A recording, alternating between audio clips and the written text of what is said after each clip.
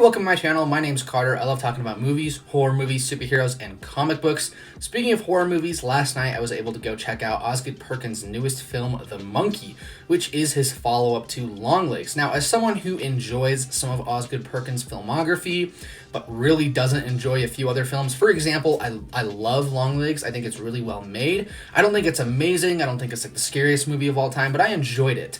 I really didn't enjoy The Blackcoat's Daughter. I personally found it just kind of boring and off-putting. And so I have those two films. I haven't seen Gretel and Hansel, unfortunately. So I have those two films to compare it to.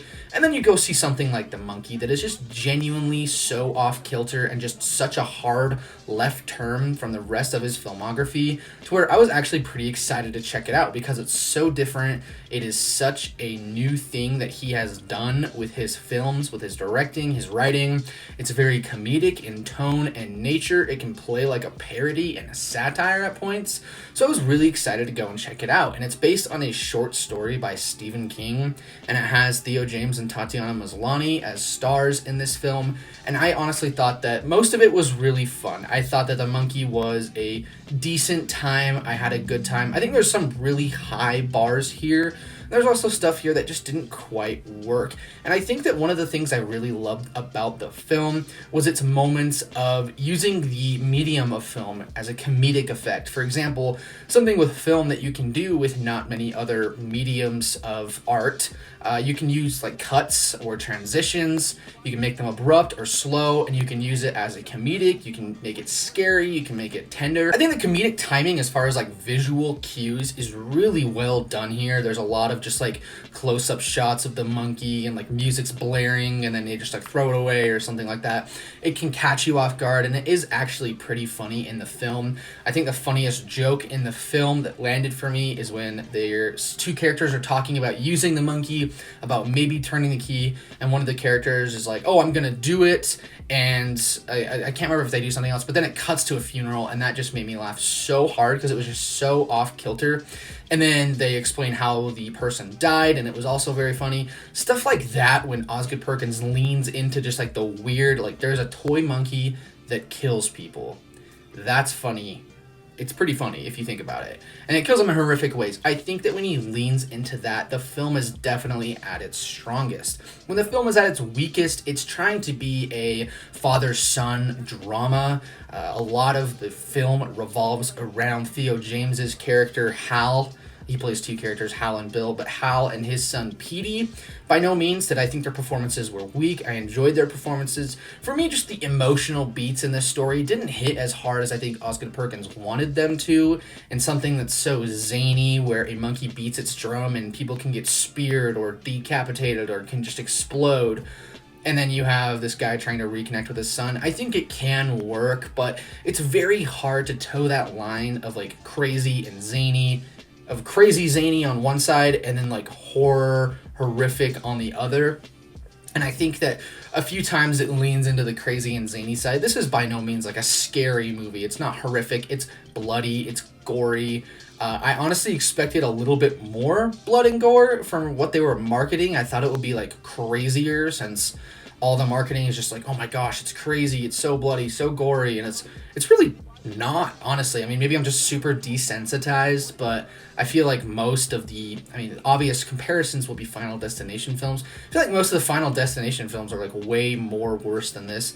And then the worst thing that happens in here is like people explode, but it's like for like that, like someone explodes and that's it. Or there's like a lawnmower scene, but it's played for comedic effect and you can't really make out what's happening. At least I couldn't. There's a lot of blood spraying everywhere and blood going everywhere, but not like gore off the walls, which really surprised me. Also, something that comes to mind is the practical effects here. When they're used, they look fantastic. Sadly, there's a lot of CGI used, especially one of the final deaths in the film.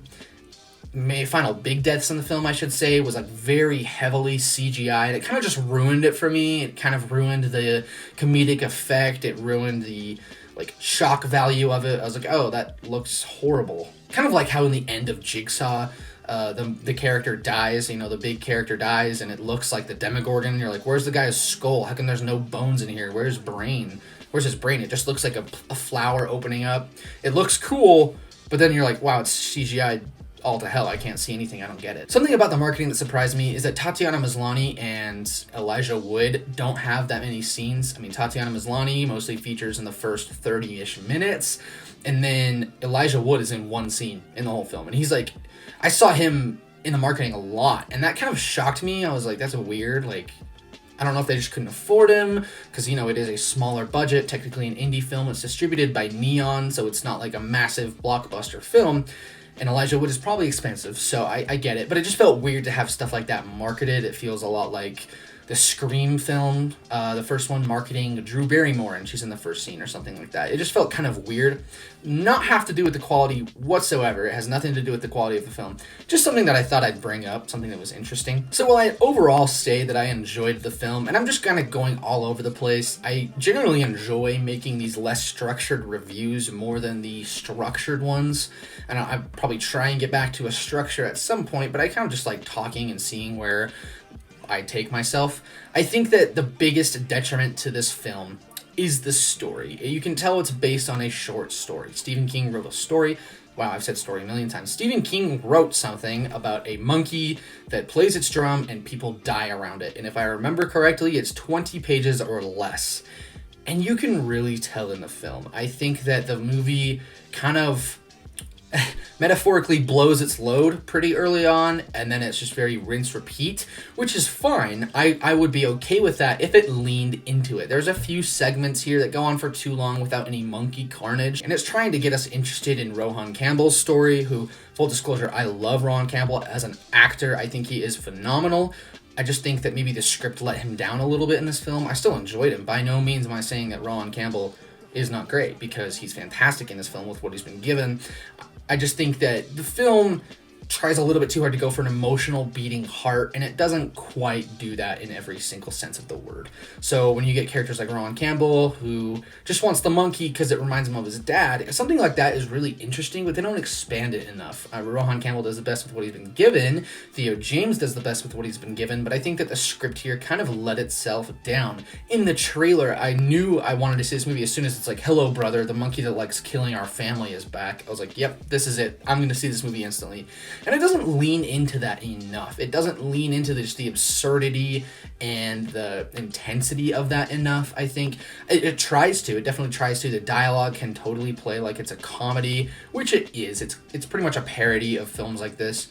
I just wish it did a little more. I think that it tries to toe the line of being a little serious at some points, to where if they had committed more to being zanier, to being weirder, to being more over the top, I think people would respond to it a little bit better, and I would have loved it just a little bit more. Overall, if I had to give it a score, I'd say it's like a 7 out of 10. I enjoyed it. I had a fun time with the monkey. I was laughing, I was surprised, and I got a lot of corny dialogue that was written on purpose. I'm not trying to say that Osgood Perkins is not talented or is not a good scriptwriter, because as evidenced by Longlegs and this movie, he has a lot of different talents. He has a lot of different eggs in different baskets. I think he can do pretty much whatever he wants. I just hope that with his new film, Keeper, it's kind of a little bit more focused, and that's really all I would wish for them. What did you think of The Monkey? Let me know down in the comment section below. Do you enjoy Osgood Perkins' filmography? Do you not? And of course, as always, have a great rest of your day.